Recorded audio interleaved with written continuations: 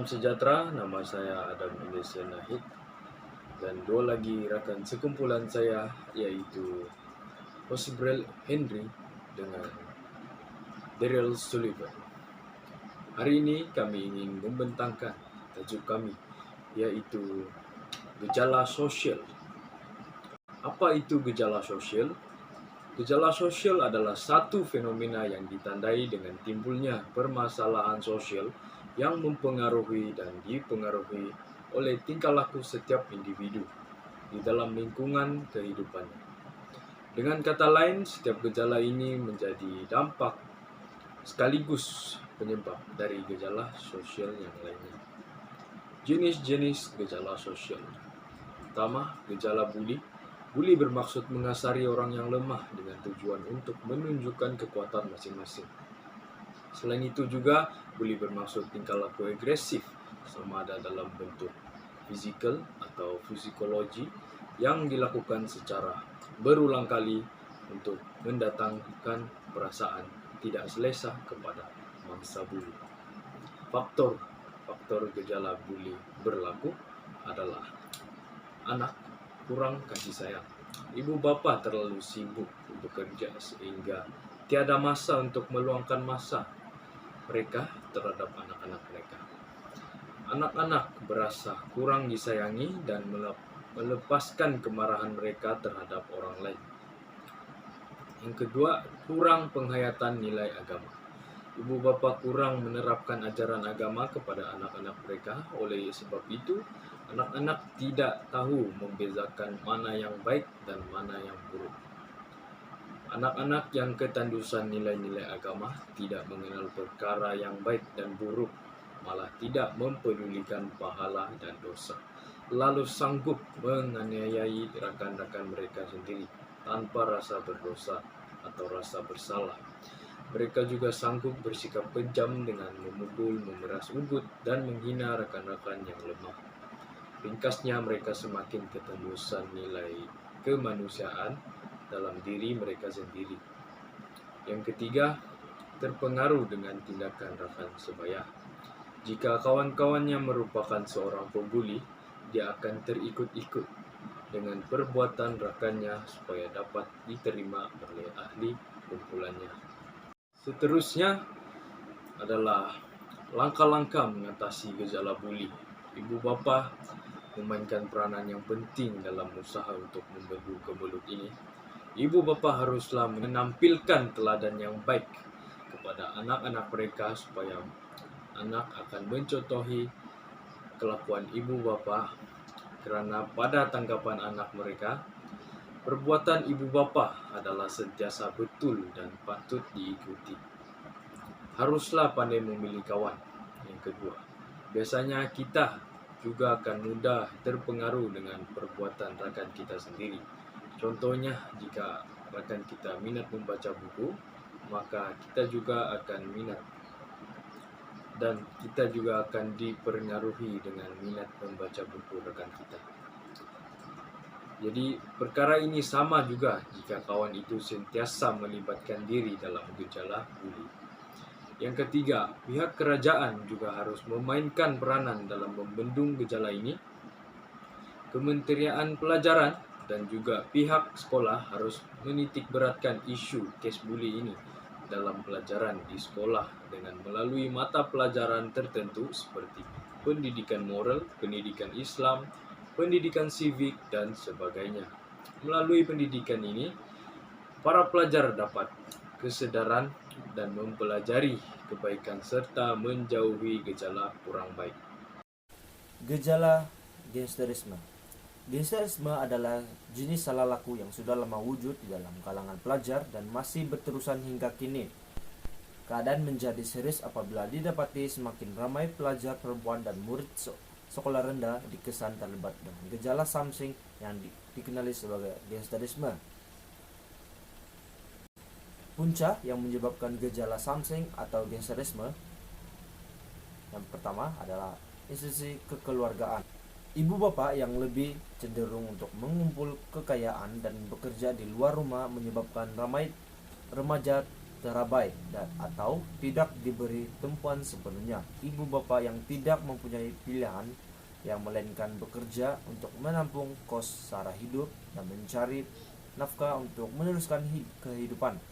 Penderitaan ini tidak difahami oleh golongan remaja walaupun mereka sadar namun sukar untuk mendapat bimbingan memandangkan kehidupan keluarganya yang mendesak perlu diatasi dengan pengorbanan masa bekerja. Ada remaja yang tidak takut untuk bergiat aktif dalam aktiviti gangsterisme karena sikap ibu bapak sendiri yang mengabaikan tanggung jawab mereka ke atas anaknya. Dan yang kedua, pengaruh rekan-rekan. Rekan sebaya mempunyai pengaruh yang kuat ke atas kehidupan seseorang karena kesilapan bergaul dengan rekan-rekan yang salah menyebabkan remaja terkeluar dari kehidupan yang betul. Malahan pengaruh kuat rekan-rekan akan menyebabkan sebilangannya diambil menjadi anggota gangsterisme. Dan yang ketiga, diri sendiri. Sikap remaja sendiri penting untuk mengelakkan diri mereka daripada terbabit di dalam gangsterisme. Mereka yang terlibat di dalam aktiviti ini adalah remaja yang masih tidak mempunyai haluan yang terkapai mencari jalan kehidupan mereka. Seterusnya, gejala vandalisme. Vandalisme bermaksud sikap suka merosakkan atau memusnahkan harta benda awam. Gejala vandalisme di negara kita semakin membimbangkan. Antara perbuatan vandalisme yang boleh kita lihat setiap hari adalah menconteng dinding bangunan, merosakkan telepon awam. Penyebab berlakunya gejala vandalisme adalah yang pertama, pengaruh rekan sebaya. Rekan sebaya merupakan orang terpenting dalam kalangan remaja. Rekan sebaya amat mempengaruhi tingkah laku seseorang, terutamanya bagi mereka yang menghadapi masalah dengan ahli keluarga. Jika remaja tersilap memilih rekan, maka mereka akan mudah terikut dengan perlakuan yang tidak baik. Selain itu, sikap negatif ibu bapak turut menjadi faktor penyebab remaja melakukan vandalisme. Kebiasaannya, ibu bapak tidak menegur anak mereka yang telah merusakkan harta benda yang berada di dalam rumah. Sebaliknya, mereka membiarkan saja sikap anak mereka yang begitu. Itulah yang menyebabkan mereka semakin berani untuk melakukan vandalisme, tidak kira harta benda milik keluarga maupun awam. Penyebab remaja melakukan vandalisme yang terakhir ialah pengaruh negatif media massa. Media massa juga banyak mempengaruhi perbuatan vandalisme dalam kalangan remaja. Sebagai contoh, melalui siaran television yang memaparkan program-program yang berunsurkan keganasan dan merosakkan harta benda yang berada di sekeliling mempunyai pengaruh yang sangat tinggi bagi remaja untuk mencoba hal tersebut. Berlaku gejala sosial pada masa kini pula terdapat 5, yaitu yang pertama, kelemahan didikan agama dan moral diri remaja. Yang kedua, sikap tidak mengambil berat oleh ibu bapak. Yang ketiga, terikut-ikut dengan sikap negatif rekan sebaya. Yang keempat pula ialah sikap individualistik masyarakat. Dan yang terakhir yaitu pengaruh negatif media massa. Program pencegahan masalah sosial remaja yang boleh kita anjurkan ialah yang pertama, dengan memberi counseling, khidmat nasihat, sokongan emosi, dan membantu remaja dalam pemilihan penyelesaian konflik yang dialami. Yang kedua, membuat lawatan ke rumah dan sekolah bagi mendapatkan maklumat-maklumat terperinci dan pengesahan berkaitan masalah remaja dari semua sudut seperti sokongan keluarga, rekan-rekan, sekolah, dan masyarakat.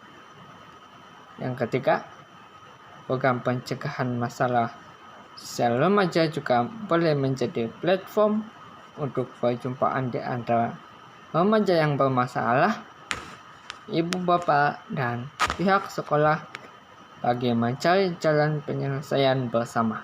Dia juga boleh melibatkan diri dalam mana-mana program bersesuaian yang dilaksanakan oleh disiplin-disiplin kesehatan awam seperti kesehatan sekolah, kesehatan keluarga, ibu dan anak, NCD yaitu non-contagious disease ataupun penyakit tidak berjangkit, pendidikan kesehatan, dan mana-mana disiplin yang bersesuaian. Dan yang terakhir, juga boleh diberi ceramah motivasi dan sesi berdialog dalam forum atau seminar untuk memberi maklumat terkini berkaitan dengan masalah sosial remaja yang semakin kronik. Sekian dan terima kasih.